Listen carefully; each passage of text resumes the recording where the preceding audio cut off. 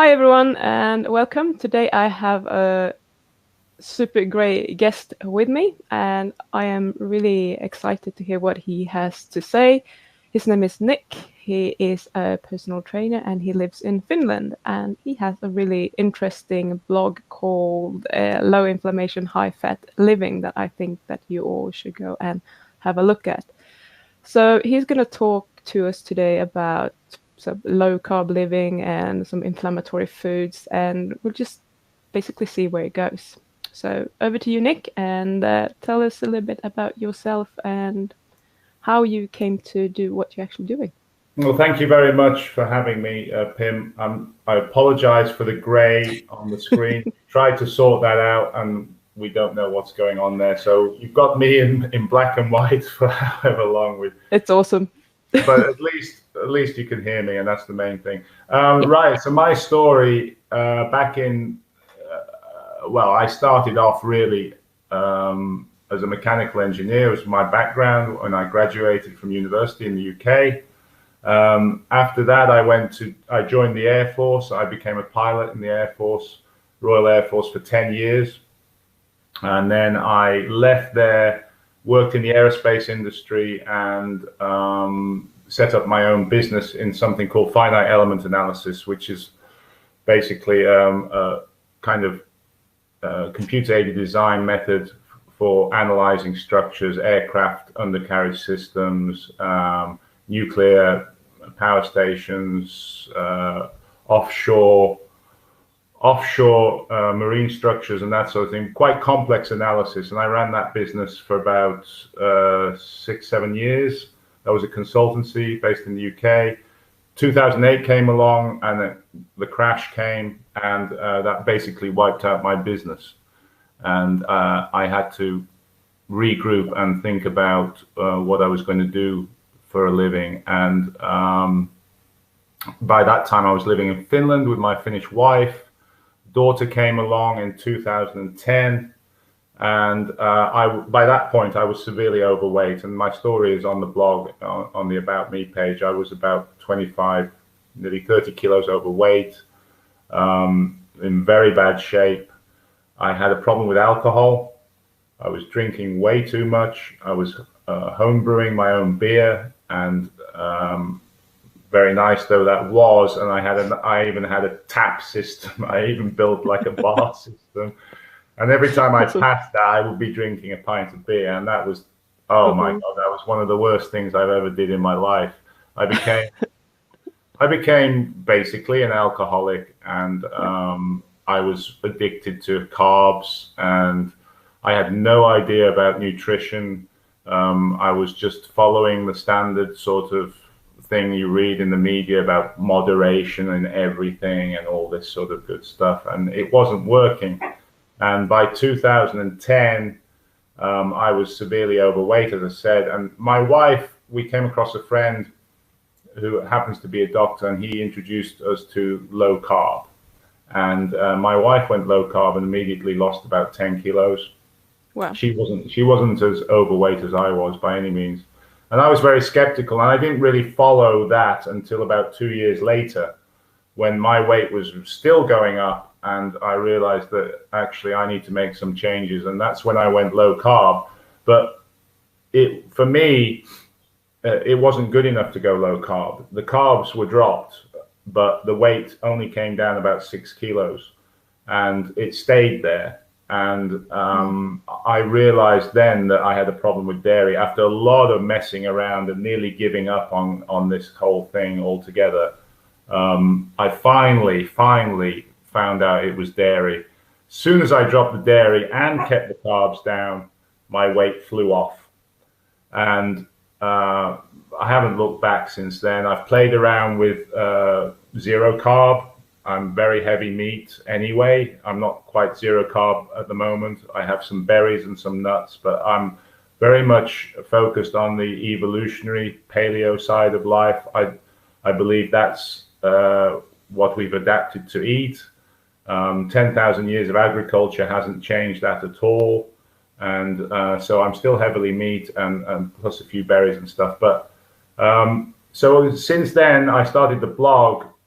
and I wanted to get into low inflammation rather than low carb, because we all have a different tolerance to carbs. If you told my younger self, 20-year-old, to drop carbs, he would have said, why do I need to drop carbs? I can drink and eat whatever I want, and I'm not putting on weight. And that's true. And some people, even at my age, I'm 54 this month, they still have good carb tolerance. But, you know, I'm skeptical about attacking one particular nutrient, but I think the message needs to be that we need to achieve a state of low inflammation and do whatever it takes to get to that state, because everybody can relate to low inflammation. Chronic inflammation is bad. High chronic inflammation over the long term is bad, and everybody can relate to the fact that if you have low inflammation, doing whatever it takes to achieve that, then that's a good thing. And so I went down that route. I started the blog, and then I decided I wanted to become a personal trainer. I came across Doug McGuff, who wrote one of the best-selling books. Guess what? Well, there you go. Hey, Body by Science. And I read that, and that changed my life, because that not only was I getting on top of the nutrition, finally I found that I don't need to keep running. I don't, this running thing, I'm not a runner. I've never enjoyed running. I ran to try and lose weight, and that doesn't work. You can't run from a bad diet. And even when I was on a good diet, running wasn't enjoyable. Strength training, on the other hand, short-term, high-intensity strength training I just love it, because, you can do that for minutes a week. You can get great results, and you can go and enjoy the rest of your life without feeling guilty about not running 100 miles a week or cycling 200 kilometers a week or whatever. You can achieve fantastic results. So I became a personal trainer specializing in that. I now have a company called Ultimate Fitness, and we train people with the Doug McGuff high intensity protocol, 15 minutes a week. I'm slowly building that business, and it's turning out to be something really quite nice. And I go beyond what Doug really does, in the sense that I do focus on nutrition. Doug doesn't really focus on that. He focuses on the strength side. But I find that if you don't discuss the nutrition with clients, then they will be disappointed if the results don't come. And to that end, I also insist now on doing blood tests for all clients when they start, because insulin resistance is a big thing. And I found out that by testing clients, that people have found out that they're insulin resistant even though they have normal blood sugars. And that does change the ball game with weight loss. So by doing that, that allows me to tell people that you're not losing weight, and we're only doing 15 minutes a week, and you don't need to do more, because your problem isn't the fact that you need to do more exercise. It's the fact that you're insulin resistant, and the exercise is going to help you reduce that insulin resistance, because, as you know, you've read the book, the best way to improve your insulin resistance is to empty muscle glycogen and increase your insulin sensitivity. So that's what I focus on. I insist now all new clients have blood tests, because so many people are insulin resistant, you wouldn't believe it, and they don't know. Yeah. And then once you've got that base and you know what you're working towards, then you can work with the client to not only increase their strength, which is important, but even more important in my mind is to bring their inflammation down without any pills, without anything special, no medical intervention. This is what I call interventional inflammology.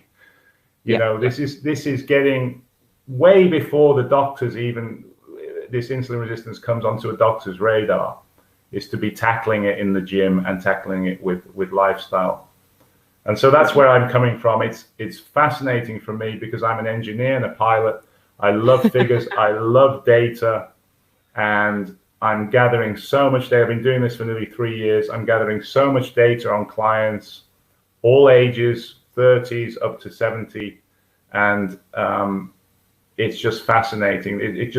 it's never boring. No 2 days are the same, and I just love it. That's great. So can I just ask, what blood tests do you ask for? Well, the main ones that I do, the most important one, it's on my blog, and somebody's just asked me that very same question in the forum. I have a forum on my blog post, which it's free and people can join and they can ask all these questions. The main ones that I focus on are obviously insulin. Yeah. Insulin, fasting insulin and fasting glucose to work out your homeostatic model assessment of insulin resistance. And then we look at vitamin D. A lot of people haven't looked at their vitamin D. They don't know anything about that. And I'm focusing now not on the 25-OH vitamin D. I'm now also looking at the 1.25 because that's the hormonally active portion of that. CRP, fasting glucose, as I said, HbA1c, long-term blood sugar, obviously, all the lipids, total cholesterol, HDL, LDL, and triglycerides. And the APOs, ApoB, A1 are optional. If you can get those cheaply, then great, but they can be quite expensive and difficult to obtain. So can insulin, but insulin is kind of weird because it's not a standard test for many doctors to prescribe it because they don't get involved with insulin resistance unless and until the patient has an elevated blood sugar, but that's too late then. So they're not looking at it. And so therefore it's quite difficult for people to get this without a doctor's prescription, to get a doctor's note to get insulin. I'm fortunate in that in this country, we have commercial labs that you can just walk into, especially in Estonia. I go across to Estonia, which is only a couple of hours on the ferry. It's like taking a coach, and it's a walk-in service there. Nice. And it's fantastic. You just walk in and you tell them what you want, and it's affordable and it's beautiful, same day results. And then from that we get the ratios. The most important thing, I'm not bothered, and my clients aren't bothered with total cholesterol or even their LDL. They're bothered about being low inflammation, having low insulin resistance, and then having a good triglyceride HDL ratio. So we look at that. We look at waist height ratio. So you mentioned body mass earlier. We're not interested in that. It doesn't tell the full picture because, well, the classic example is Arnold Schwarzenegger, 32-inch waist, technically obese on BMI. Okay, the best metric for that is waist height ratio of less than 0.5. And then HOMA-IR. So those are the key ones that we look at. So if someone's on a budget, would you recommend that they just do the blood glucose, the insulin, and CRP? Yep, that's about it. I mean, that's a great, if you can get those for a few euros and they don't cost much over here. Those tests you can get here, certainly in Tallinn, for about 10-15 euros. Oh God, well, that's cheap. Yeah, and just walk in. Yeah. So, and all those tests that I just mentioned, that list, I do those most of the times I go. I test several times a year because it's so cheap. That whole package for me costs around 70 euros. Oh, wow. I have to go to Estonia, I think. It's fantastic, and it's how it should be. We shouldn't. I'm a huge advocate for people finding out for themselves, because once people take control and they understand the data and they get access to being able to do these blood tests themselves, you don't need to persuade them anymore. They're in control, and doctors will not get involved at this level. Doctors only get involved when it's almost too late, when type 2 diabetes is prevalent and blood sugars are finally popped. This is a way you can take control of your life way before that, way upstream, and deal with issues like what I call inflammatory hysteresis and insulin resistance. You can start dealing with those without any medical intervention, provided you can get these tests. So I really want to I'm a strong advocate for making testing ubiquitous, making it available to everybody, regardless of your budget, regardless of how rich or poor you are. These tests, insulin tests, are not expensive. You know, I can get those cholesterol tests, one cholesterol test for €1.50. Oh, we all need to go to Estonia. There you go. They're leading the way. Estonia is leading the way in many things in Europe. It's a small country, but they're very forward-looking with technology and biomedical stuff, and they're really leading the way. And it's great. It's good to be so close to them. Finland is also doing that. We also have private medical here where you can walk in almost without a doctor's note and get those tests done, but it's much more expensive here. And the irony is that some of these places, they will, in Finland, you will go there, do the tests, and they send the bloods over to Estonia to get them done anyway. Of course. And they charge you more. So yeah. Well, of course, you don't have to travel all the way to Estonia. Yeah. So I was a bit, with regards to the vitamin D, is that also from an inflammatory point of view that you're looking at that? Or? Yes. Everything I do is from an inflammatory point of view. Low vitamin D is associated with many inflammatory markers. But as I said just now, the doctors and medical professionals are looking at the wrong type of vitamin D. And if you go to my blog, lihfliving.com, and you look at the latest post on there, you will see that I talk about 25OH. Let me just get it up.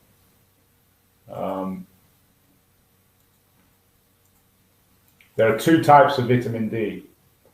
There's 25OH and 1.25OH, and it's very simple. The sources of vitamin D that come into your body are either from nutrition, supplementation, or from the sun through the skin. And that is 25OH. That is made by the liver, stored in fat soluble, but it's not the hormonally active portion. Okay. And so people can have very high and normal levels of 25OH, but they can, in theory, have very low levels of 1.25OH, which is actually the hormonal part, the part that can be used by the body. And thank you. Yes, that's the post, and that's a great graphic. So the 25OH is produced in the liver, and then it's passed on to the kidneys. And it's produced there as 1.25OH, and that's the portion that you actually use. And the difference in the levels between those two portions, portions of vitamin D are factors of 1,000 times. We're talking nano versus pico. So you can have a lot of vitamin D stored in your liver. If there's an inflammatory breakdown between the liver and the kidneys, in theory, you can have a full tank of 25OH, but you can still be deficient in vitamin D, the active portion. And most doctors and medical professionals are not measuring that. Right. So if someone goes to have that done, 125 is what we're testing. Yeah, I do both now because I want to establish the relationship between them. I want to see how my 25 varies versus my 1.25.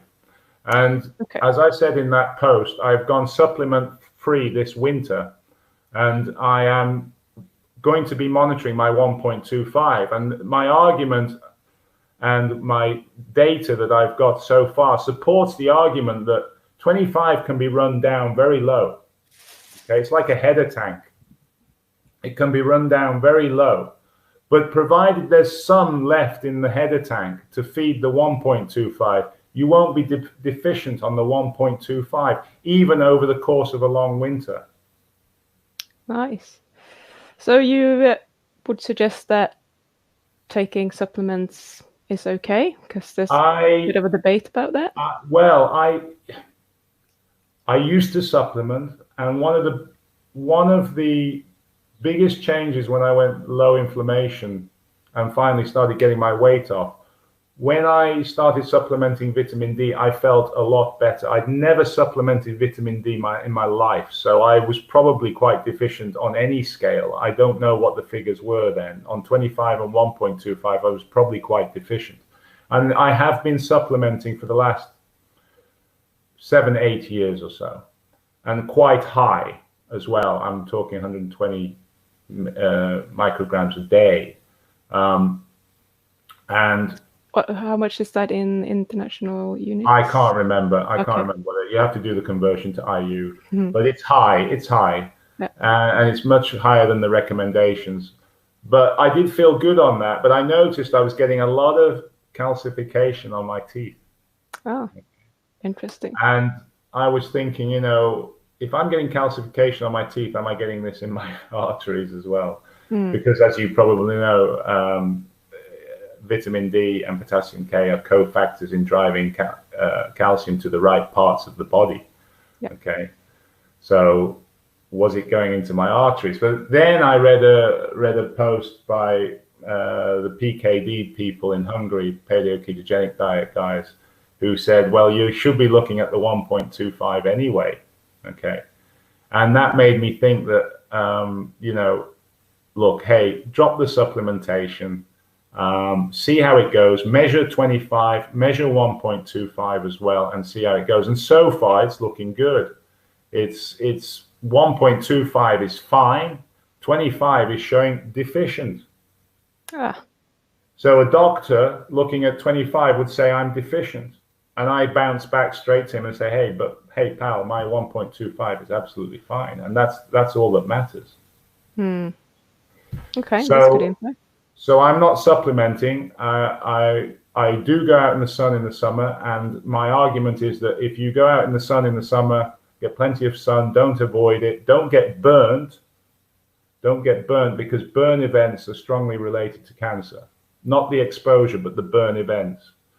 Don't get burnt, don't be stupid, but get plenty of sun in the summer. Then my argument and my data that I'm doing on testing on myself shows that you've got enough 25 OH in the header tank to get you through the whole winter without supplementing or anything else. Brilliant. Awesome. So would you like to kind of, a lot of my viewers here are either low carb or carnivores, most of them, I think.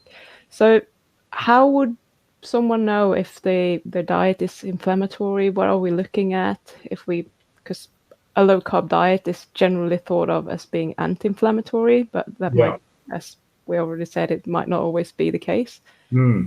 Well, the classic signs, without going to any laboratory or anything, is: are you sneezing a lot? Do your eyes water? Do you struggle to lose those last bits of weight around your waist? Have you hit plateaus? Do you have itchy skin? Do you get rashes?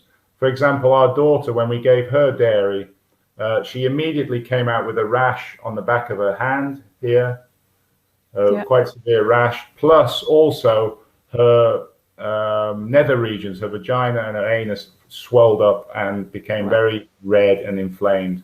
So you got to look for those kind of things.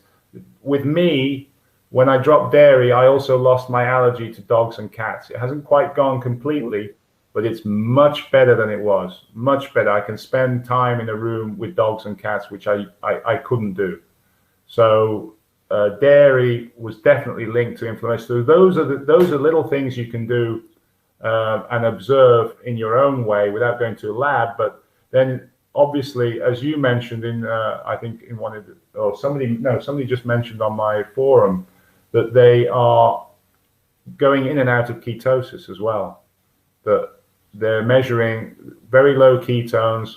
Sometimes when they go to fasting, the ketones will go up, but they come straight back again when they start eating. So for me, there's a clear link between inflammation and ketones. So you can almost use ketones in a way as a surrogate sort of inflammatory test, if you see what I mean. If you're low on ketones and you're not, whatever you're doing with your diet and your lifestyle is not getting you the weight loss, then you can almost use the ketone meter as kind of an inflammatory meter as well. Okay, interesting. I've never heard that one before. Yeah. That's cool. Yeah. Okay. So are there certain people that are more of a risk group for, having the symptoms, That's or a good question. Are you talking about inflammation now, or dairy in particular, or just in or general? actually noticing the inflammation and having symptoms of it? Because I'm pretty sure that most people would be inflamed, but me personally, I have always had problems with my sinuses, and that's Yes. probably inflammation. But I'm also, as you mentioned, I'm allergic to cats. I'm allergic to most dogs, but not the ones that don't shed. So I actually have two of those, and that's fine. But I'm very allergic to cats, and that hasn't gone away. But I think my sinuses are not cured either. So that's like a long-term project. But those kind of things are quite easy to, because I can lose weight. I don't know, I've never been super skinny, but for many people, like some of my viewers, they are like the canaries in the coal mine. As soon as they eat something, they notice everything. Yeah. So is that genetic, or It's what do you? probably genetic. It's probably partly down to lifestyle. I mean, I've always had, in my case, I've always suffered from some kind of hay fever, and it's gone up and down in the years. Now it's very down, Mm, and I get very little symptoms from it, and it's definitely linked to diet and lifestyle, and that's beyond question in my mind. That if you have your sinus problem, as you say, and it's related to cats and dogs, you can definitely alleviate that. You may not be able to remove it completely, but you can definitely alleviate it through nutrition. mm, Definitely, there's no doubt in my mind. I've seen it in my own family. I've seen it in me.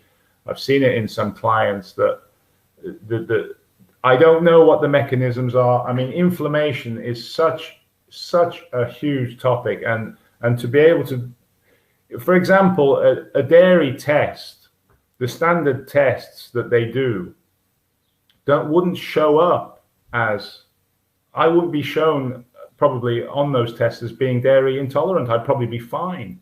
And mm, I question those tests. I really do, because they don't, I don't know what they're doing, but they're not getting to the core of inflammation. They're not showing that this will give you a rash on the back of your hand. Only by taking the dairy for 2 weeks do you see that the rash comes up on the back of your hand.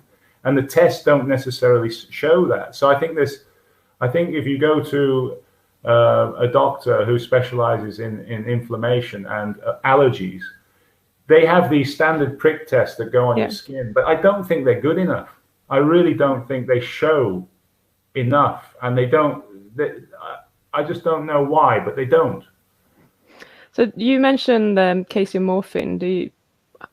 Why do you think that in particular is the Well, problem? it's And interesting because you said you played around with whey. I also played around with whey, and I had no problems with whey. Now there are two main proteins, as you know, in dairy, and it's casein and it's whey. yeah, And I don't believe lactose to be that much of a problem, only because I think it's just another sugar. There may be some people who genuinely do have a lactose problem, but I think mm, most people, if they're saying they have a lactose problem, then they've probably got a casein or a whey problem, and they okay, don't know it. interesting. And the research that I've done is that casein, when it's ingested, it becomes casomorphine. Okay, so it has you're producing a morphine in your body, and I believe that there's an addictive part of that with cheese. Oh yes, Strong cheddar cheese is addictive. I was addicted to the stuff yeah, as much, if not more so, than carbs.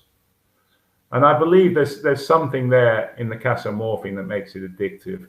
And then it also blocks ketosis. That there's no doubt about it. I've seen it in so many clients and me, that myself and my family, that there's no doubt that there is a mechanism there that I believe is related to the casomorphine, plus maybe also bovine insulin. Bovine mm, insulin is known to be inflammatory to humans because it doesn't sit well with human insulin. Porcine insulin is better for humans. That's, I yeah, believe, all the insulin that is produced is based around porcine insulin as well, some of it at least. So bovine insulin is not removed during pasteurization. And so we're ingesting bovine insulin. We're ingesting bovine insulin and casomorphine, and I think there's something in that. There is some research out there, but it usually gets going and then it stops, and people don't go any further. And there is a strong link in Finland between dairy and type 1 diabetes in children. Finland has the highest consumption of dairy in the world. It also has the highest type 1 diabetes rates in infants. I'm not saying there's, causation and correlation and all that good stuff. I'm not saying that is the cause, but people aren't willing to even look at this in this country because the dairy industry is so huge here. What about vitamin D? Because you're quite far north as well. Well, vitamin D, yeah, it's essential. You've got to get enough vitamin D. But as I said, I'm proving here that being at 60 north, provided you get your sun in the summer, and I do use a little bit of sunbed in the winter. I use 10 minutes a week in the winter. Okay, so I do that. I'm not supplementing, but I take 10 minutes a week, only 10 minutes, just to keep that 25 OH topped up. It is a challenge up here in the north, but you have to, when the sun is out here 24 hours a day in the summer. You just go out and get that 20 minutes a day, into your body, and I believe you've got enough to get through winter. Yeah, what worries me, I think, is that we're getting so overprotective of children. I don't know if it's the same in Finland, but in the UK it was just crazy. And I can just imagine how all parents just put lots of sunscreen on their children so they don't actually get that vitamin D either. Yeah, exactly. And if kids are burning, or if you're burning, you may have too much omega-6 in your system. Okay, so the omega-6, omega-3 balance is important in industrial societies. Well, it should be about 1-to-1. It should be as close to 1-to-1 as you can get. In industrial societies, it's like 24-to-1 in favor of omega-6. It's outrageous. So your skin and the cells in your skin are full of, probably omega-6 inflammatory agents. You go out in the sun and you burn as soon as you step out in the sun, okay? And that, of course, you don't want to get burnt. The cancer risk increases dramatically if you get burnt. So, again, this isn't being looked into, but my experience is that when you get your fats right and you've got high omega-3, and I've done the test, by the way, I've done the omega-3, omega-6 test. Okay. And it was about 6-to-1. It could have been better, but it was low. Okay. And I found that, sorry? It was pretty good with, if you compare to most people. Yeah, it's good. And I found that in the old days when I was high carb, I couldn't go out into the sun, or high inflammatory, I couldn't go out in the sun without burning. 20 minutes I was burned. Now I can go much longer. I still avoid burning, but now that I've got my fat balance right, it's like a protective sunscreen of its own. You don't need sunscreen, provided you don't go and stay out. The first day of summer, you don't go and stay out 2 hours. You go out and do 20 minutes, half an hour. You won't burn if your skin has got the right balance of fats in them. So that's your natural inbuilt sunscreen that evolution has given us. Yes. You don't need the sunscreen. And the sunscreens, the modern sunscreens, they've been banned in Hawaii because they're killing the coral. Maybe that should tell us something. You want to put that stuff on your skin? Yeah. So can you tell us a little bit, now we're talking about omega-6s here, can you just tell us a little bit about what you experienced with pork? Because I find that fascinating. You've obviously been reading my blog, and oh, yes. On there is a few posts back. There is my experiment with pork. And as I said in that post, pork is ubiquitous here. It's very cheap, and you can get a lovely, nice pork loin and big, 2-3 kilo pork loin for very reasonable price. So I thought, well, if I'm going carnivore, that would be a good start, because it's not going to break the bank. So I literally went all in on pork. Right? I was putting this stuff in the casserole. It was high fat. They had a lot of fat in them, but you can get some very nice tender pulling pork if you put it into a casserole dish in the oven with a little bit of water and some salt. put it at low 5-6 hours low heat, and it's beautiful. It's gorgeous. Mm. So I went and literally ate pork for, I don't know, 2 weeks, 3 weeks, I can't remember, nearly a month. And honestly, I couldn't get it down after 2 or 3 weeks. It was making me sick, and it is the fats. Pork has the wrong kinds of fats. It's high omega-6. It's higher omega-6 than the ruminant meats, and I was struggling to get it down. So if you want to eat pork, my advice would be eat pork, but very lean cuts. Don't go for the fatty cuts. So nice lean pork chops, probably okay with that. Was that store-bought pork, or Yes. was it? It wasn't pastured, free No, it was grazing store-bought, pigs. Finnish, home-produced, so it's grain-fed and all that Mm. stuff. I don't think it matters what pigs eat. I think they're going to produce higher omega-6 anyway than compared to ruminants.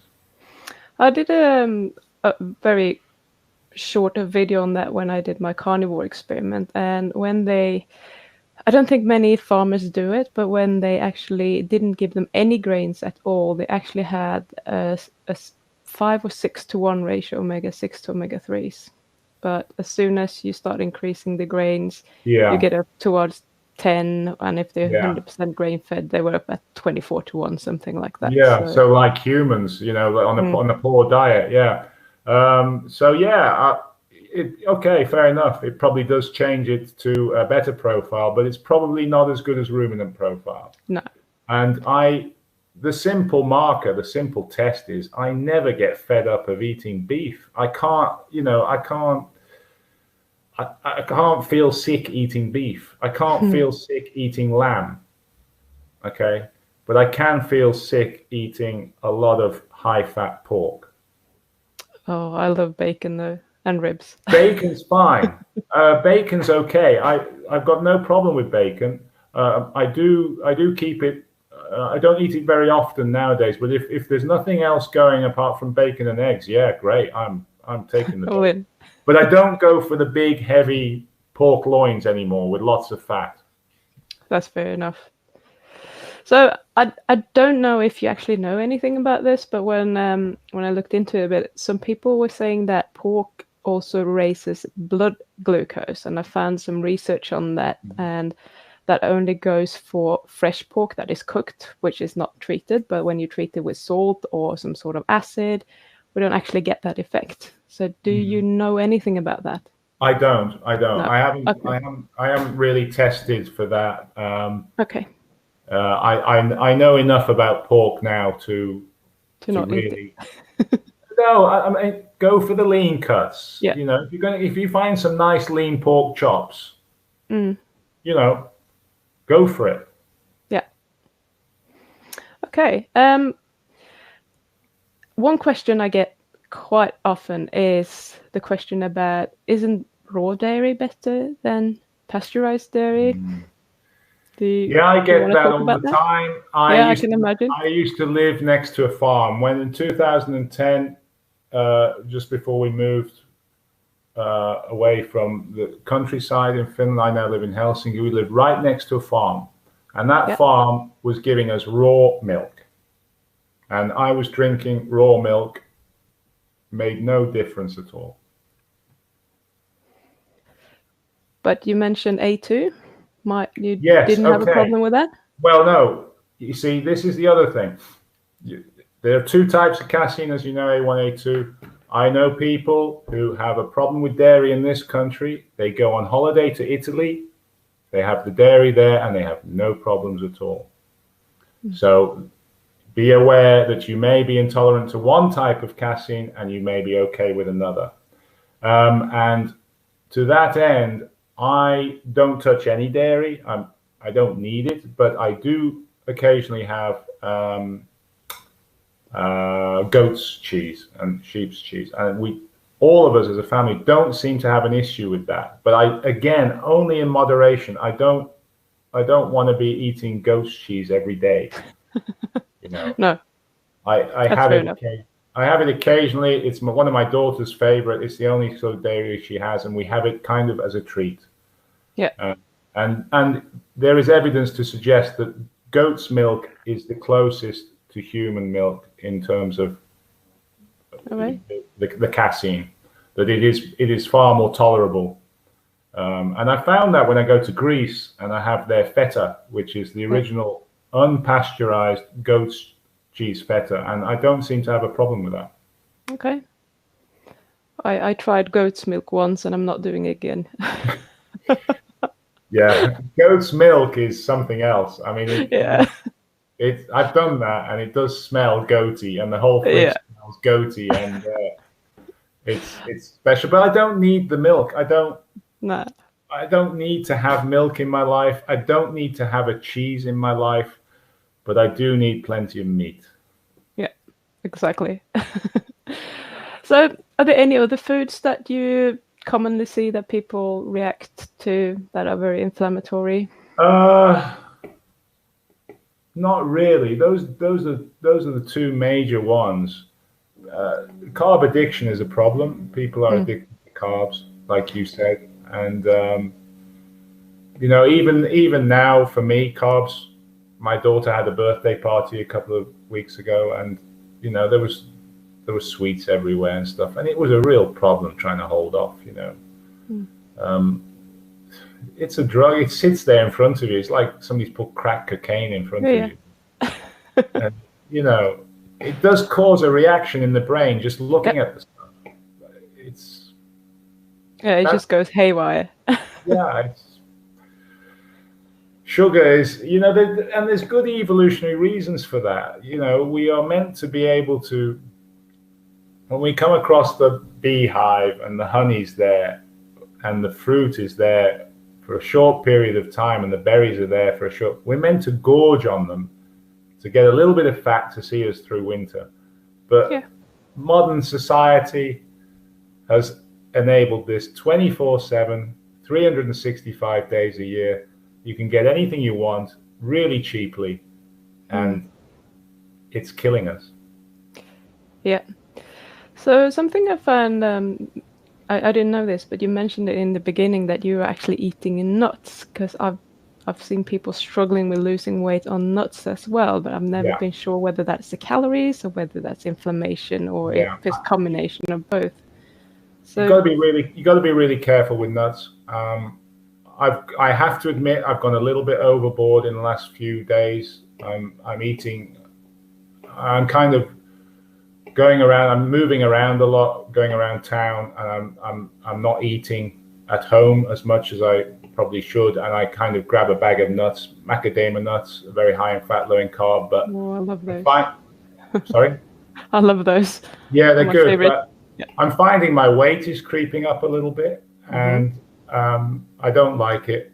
I'm going to have to get on top of that.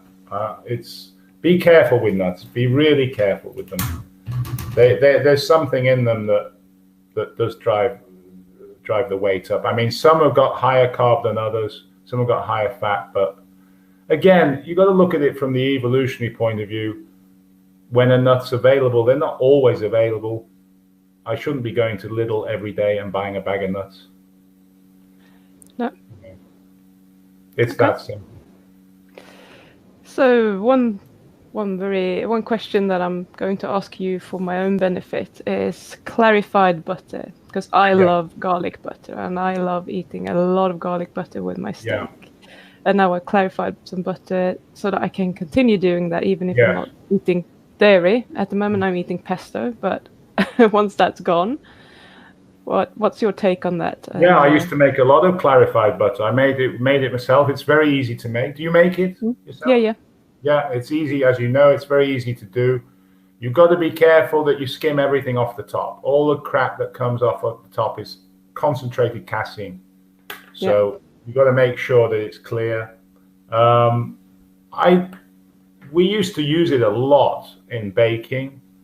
Like we would make a low carb kind of chocolate cake full of ghee, and it was very nice. And that was, we also used it for frying. It's very good because it has a high smoke point, so it's very good for that sort of general baking and stuff. I don't really see any inflammatory issues with it. If you make a good clean ghee and you scrape all the crap off, and you filter it. You filter it. Yeah. You put it through a muslin cloth get Yeah, it all I do nice and that. clean. I don't see any issues with it. I just don't make it anymore because we don't need it. We got Yeah. so much fat coming out of our beef, which is high fat anyway, mince. We're swimming in fat. We don't need to make any more. And that's Okay. and we don't do the chocolate cakes anymore because the low carb chocolate cake recipe that I've got on my blog is absolutely fabulous. I mean, it's made with ghee, a very high ghee, dark chocolate, and xylitol or stevia if you want to use it. But I want to avoid sweet things because even though it doesn't produce an insulin spike at all, it's producing that reaction in my brain that says I want to eat more sweet things. So You say that, but I just did a little experiment on myself. Just I did one day I ate 75 grams of whipped cream, just cream, and my blood sugar just went up from 4.1 till I stopped measuring after an hour and it was 5.6. wow. And then I did the same thing 18 Just hours cream. faster to get, yeah, it's just cream. And then the day after I did it with some stevia, just like a millimeter on the top of a spoon. It went from 4.1 down to 3.9 and then up to 4.4 where it stopped. So it's clearly something going on there. Oh, I don't dispute that. Stevia and xylitol won't spike your glucose, but No, but the fact that my blood sugar went down, then I suspect that I had an insulin response to the stevia. Okay. And that then blunted my blood sugar from actually going up from eating the same amount of cream. Well, that's interesting. That is interesting. Okay, well, there's a double whammy there then. So maybe we're not being told the whole truth about these. I think we all react differently to sweeteners as well, probably. We probably do, and don't forget that they're also only partly digestible. So if you take a lot of them, you're gonna get diarrhea and you're gonna get an upset stomach. And if you want to kill a dog, xylitol is the best way. Give them xylitol. Yeah.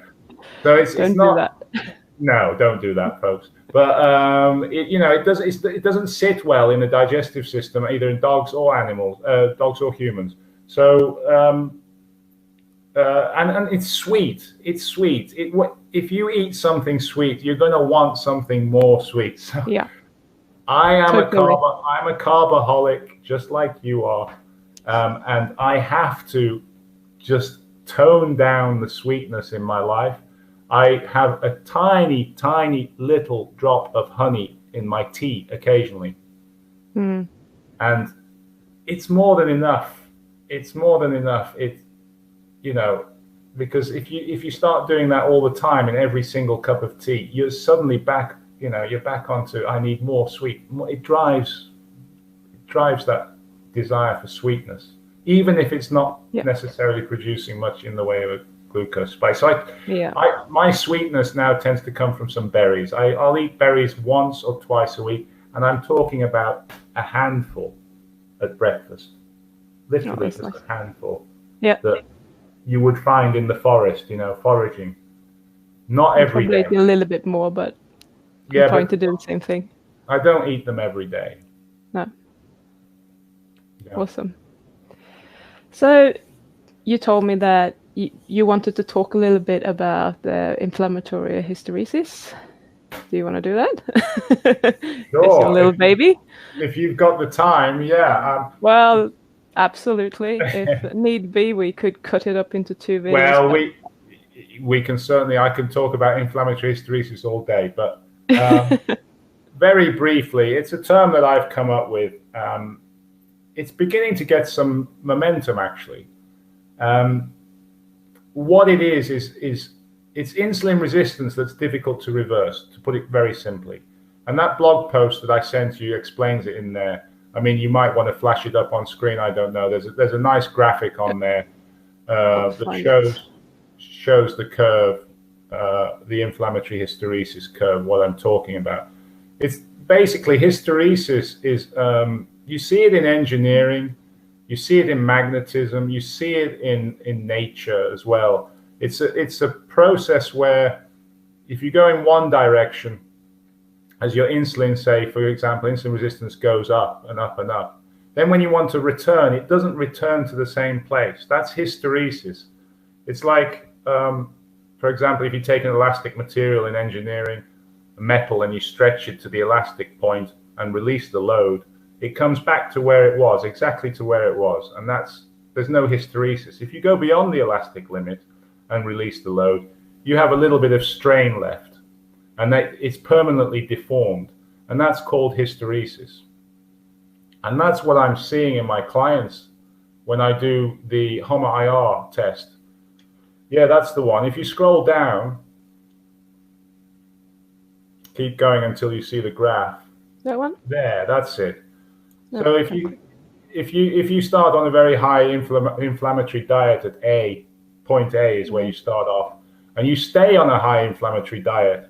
We've got diet type at the bottom, and we've got systemic inflammation on the y-axis. If you start at A and you have a crap diet and lifestyle for a long time, you're going to end up at B, okay? And you're going to have very high systemic inflammation. Then you want to make a change in life, and you change your diet type, and you move across to the right to a low inflammation diet. Sure enough, your inflammation starts to drop. And there's two things that happen. You either end up at C or you end up directly at D. Those with no inflammatory hysteresis end up at D. That's your lowest inflammation you can have. You can't have zero inflammation. If you have zero inflammation, you're dead. Okay? There is always some inflammation. That's the background inflammation. It's like your car. Imagine your body is a car and you're putting petrol in it. Even if you've got nice, clean petrol, there's going to be some scaling. The car is going to get old. Even on a brand new car, you're going to age. And that's aging. That inflammation is aging. You can't have D at zero, okay, on the systemic inflammation. So some people, when they change their lifestyle, they go from B to D, and they're the people who don't have any insulin resistance. They've had insulin resistance, sorry, and it's very easy to reverse. They change diet, their insulin sensitivity increases, and they go straight to D, and their HOMA-IR is below 1.0, and they lose weight. Those are easy. The people who are difficult are the ones that go from B to C and get stuck. Okay, and there's a client A on my website, which I talk about. Her story is typical. She's a perimenopausal woman in her 50s, and she had very high insulin resistance on, quote, normal blood sugar. Okay, so she was severely overweight. She had normal blood sugar, and she had all the symptoms of diabetes. She was, you know, everything except the formal diagnosis of high blood sugar. And when we took her insulin, she had an insulin HOMA-IR of 3.4, very high. Wow. Very high. And so she started to lose weight, but she ended up at point C on that graph. And it took us 18 months, best part of, to go from C to D to finally get her HOMA-IR below 1.0. Her weight came off, but she got plateaued. And what I found with these people is that HOMA-IR gets sticky. It gets sticky. This hysteresis effect starts to kick in at about 1.5, 1.4. She was stuck there for several months, and we couldn't get it down. And I believe this effect is much more prevalent in women, perimenopausal women, where hormones are raging and insulin resistance has been creeping up as they approach menopause, and it's very difficult to return. But I have seen it in men. I've seen it in men as well, who get stuck. They get stuck at around 1.4, 1.5 HOMA-IR, and they have real issues getting it down. And that's what I call the inflammatory hysteresis effect. Hope that makes sense. Yes, at least to me. Good. And so that's what we're battling. And I'm finding in my clients that people don't know they're insulin resistant because doctors, let's face it, they're not measuring insulin on a day-to-day basis. They will only even look at your sugar when they only suspect that you have diabetes. Only then will they look at your sugar. And even if your blood sugars long-term and short-term are normal, there's no issue there. They, keep calm and carry on, nothing to see here. But if they looked at HOMA-IR, they would see a completely different story. So when you say measuring insulin, I'm assuming that it's C-peptide test that you actually... Well, I don't do the C-peptide. I do the actual insulin. You do? Okay. Yeah, actual insulin. That's quite hard to find, isn't it? No. Okay. It depends where this comes back to my earlier argument when we were talking about labs. It's not an unusual test. The test that I do in Tallinn costs, I think it's €5. Yeah. It's nothing special. It's only unusual in that people don't offer it and doctors don't demand it on a regular basis. So that makes it harder for people to get when they want it. Yeah. I don't know what it's like in New Zealand. Can you get I can't find anyone that provides just insulin. There's always C-peptide. Comes with it. When you are requesting, so we have pretty much walk-in clinics. I could go to town and actually walk in, or I could pre-order it. But and the insulin test that they are offering is C-peptide.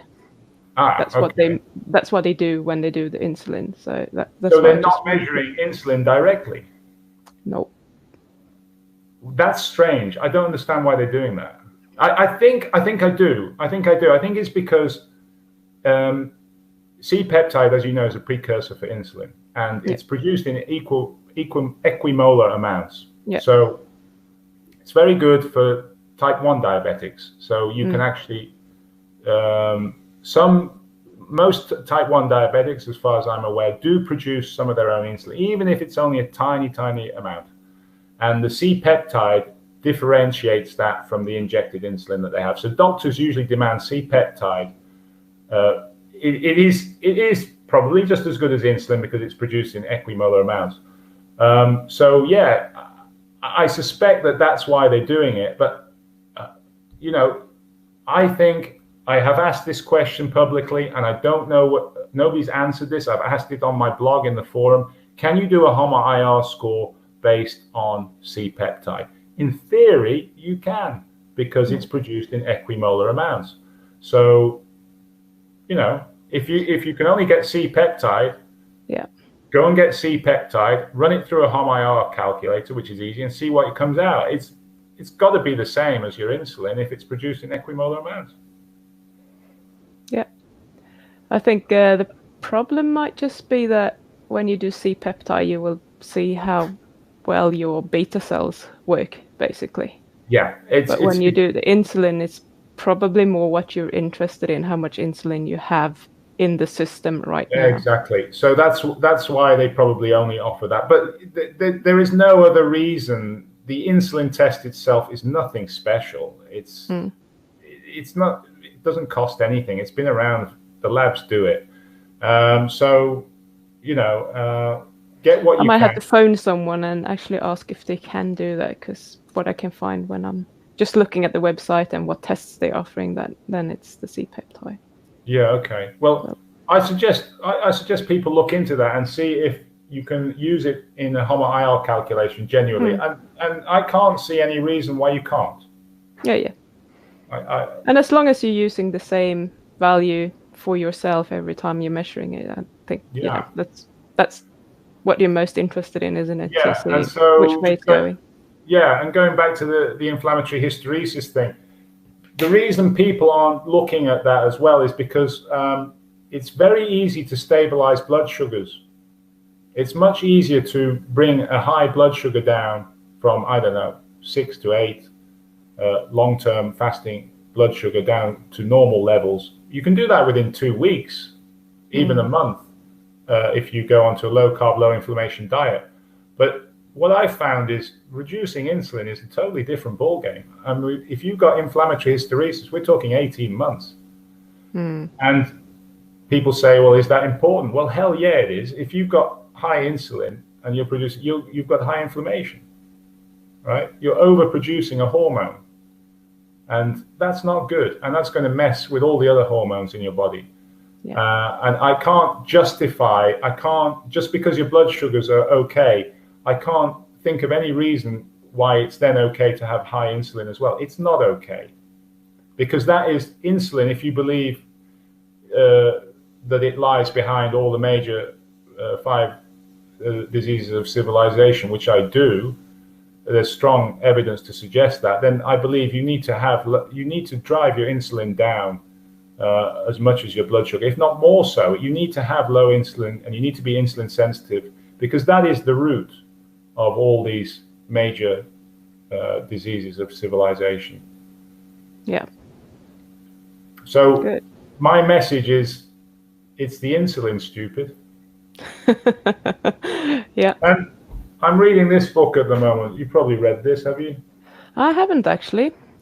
Very good book. Yeah. John Yudkin wrote it in the 80s, all about sugar. But I've been reading this and going through it with a fine tooth comb. I've been making my own notes in here, and every second page on here, he talks about insulin.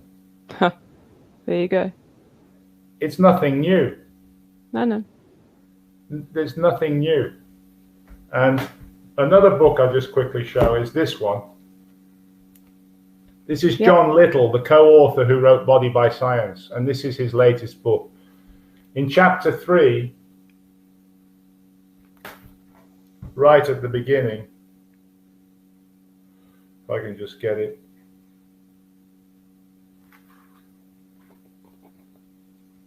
Can you see that?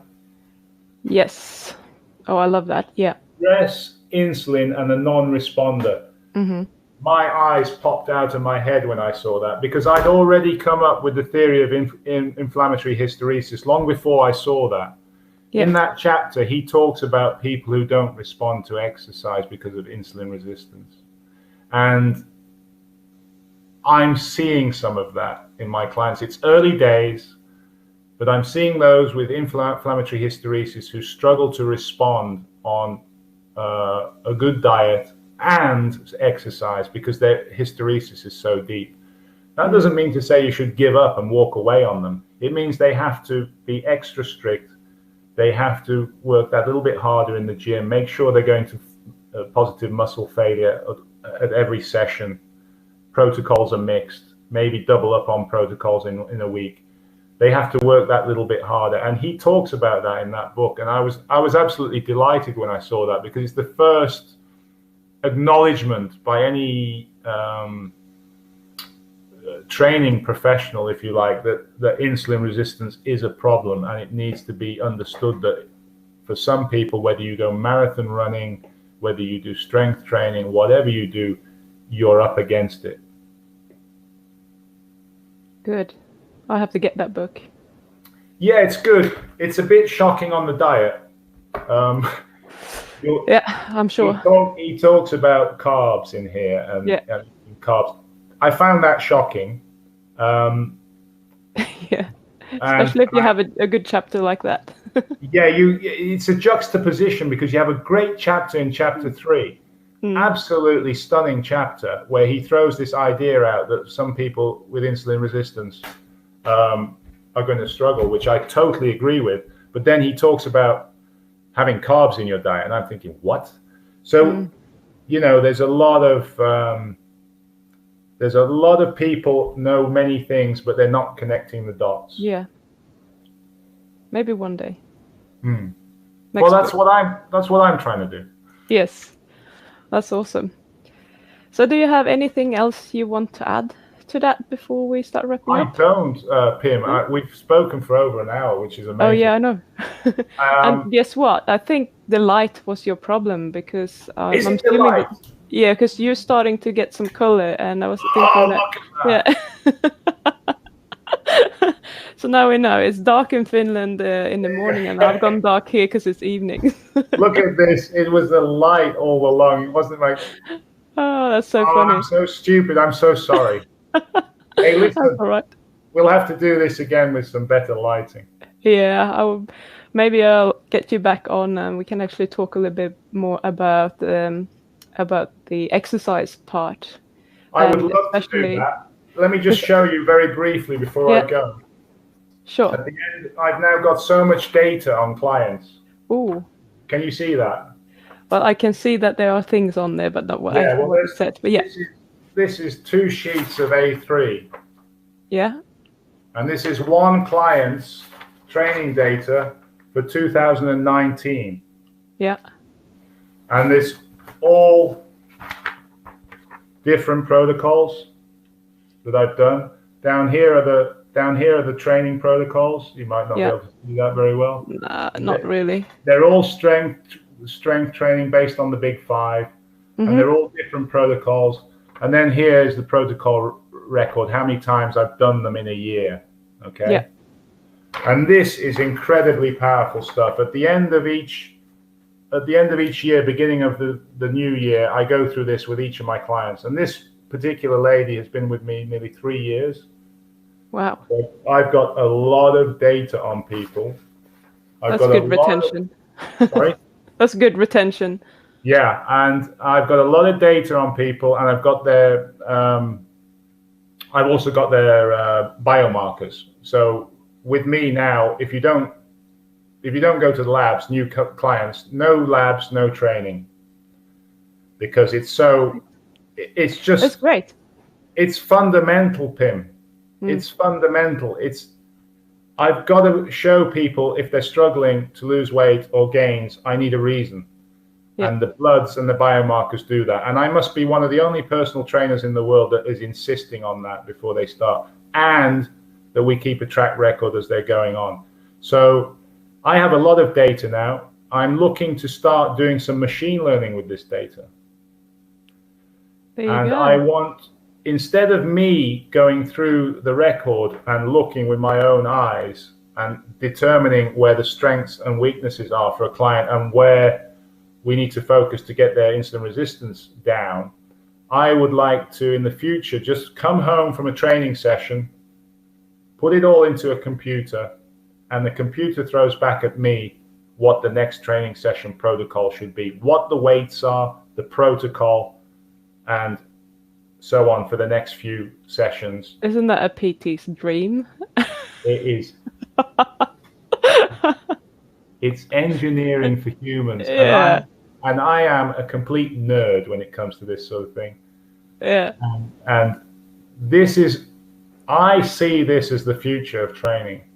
And I'm very keen. I'd like to get this message out there on your show and others, but on yours in particular, that this is where, if you want to be a PT and you want to change people's lives and you want to be taken seriously, start getting into the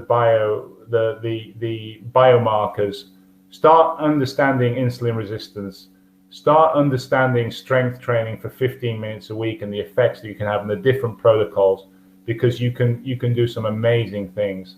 And yeah. I have, my longest clients have been with me nearly 3 years. That is forever in this game. Yeah, absolutely. How many personal trainers have kept clients for 3 years? I haven't had one for 3 years ever. Well, nearly all mine are long term. That's good.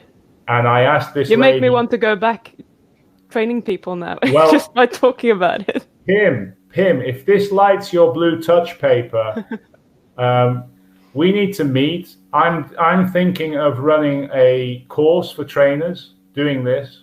Awesome. How I do it, how I train, the protocols I do, the markers I follow and track, meeting my clients, training with my clients, and showing people how to do this. I mean, I'm not reinventing the wheel. What I'm doing is I'm developing the wheel. Yes. You're turning it into science. I'm turning it into a science. Yeah. And my clients love it. They love it. I asked I debriefed somebody yesterday with this data. We sat down, we did the training, we sat down for another hour afterwards. And we went through all that. And I said, I have clear markers on here. Well, I have her strength profile that we now want to try and beat in 2020. Awesome. So we now have a clear marker to go for. And it's so motivating. Yeah. It is wonderful. And if you want to do this, let's make it happen. I will teach people to do this and show them what I do. And it's difficult to get people to buy into this. You have to be the sort of person who's ready to read this book. So it's certainly not for everyone, but for the thinking person, for the person who wants to have a life outside of the gym, and I don't want to be in the gym any longer than 15 minutes. No. Then this is for you. This is focused, targeted training. Brilliant. I absolutely think we should do that. We can talk about that on the next show if you want. Yeah, we can just do a whole show.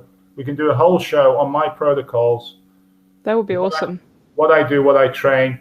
I could even get a client. To join in if you want. Yeah, absolutely. That would be even better. And we can talk about it and the benefits. That was super cool.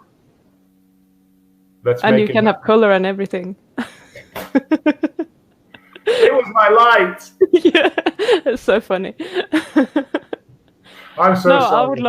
I would love that. And I think there are some people, especially women, I got, the normal question, oh, how do I train? And I just want to be lean. I don't want to bulk up. And I'm like, you're not going to.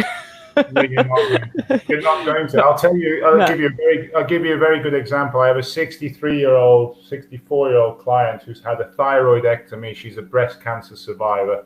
She's only about 150 tall. She's tiny. She weighs 50 kilograms. She started with me.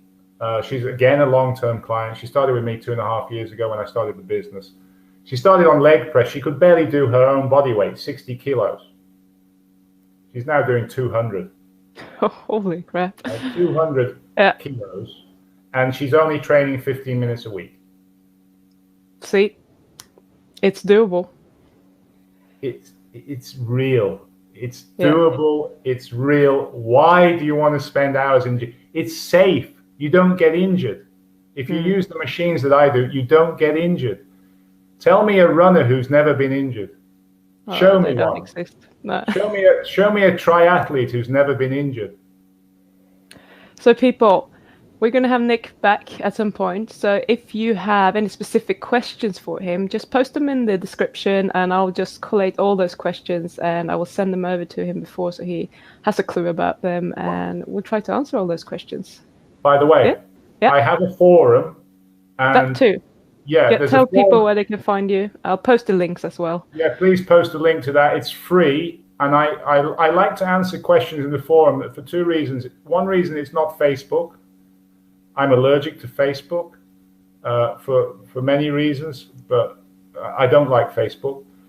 It's free, and it's focused on inflammation. And I will, rather than answering lots of emails, which I do get from time to time. Every time a show comes on, I get a lot of emails.